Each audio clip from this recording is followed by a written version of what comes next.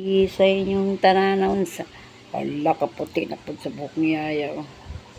Wala na gud tay pag-asa ni tiguwang na gud ito. Naputi na ang buhok ni Yaya. Kailangan na naman itong lagyan ng kulay para makabawas sa edad. Makabawas sa edad. Tanong, puti na naman. Nawala na naman yung brown. So, at saka ka dito brown. Pagkabutiri puti na kaayo yung taong. Puting-puti na ang buhok ni Yaya. Kailangan na naman itong kulayan. So,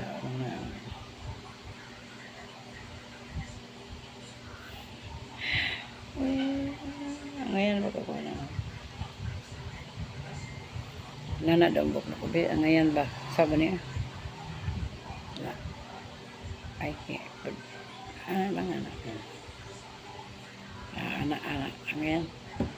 Ngayon kakubok na nakamubok. Tanawa ko ito ba?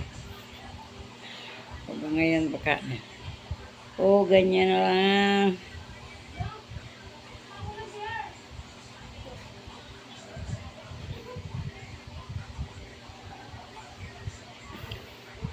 Sao man yun eh. Hawak ka ng beef. Ayaw. Wala na. Tiguan na gud bisag unsa na. Tiguan na gud ta.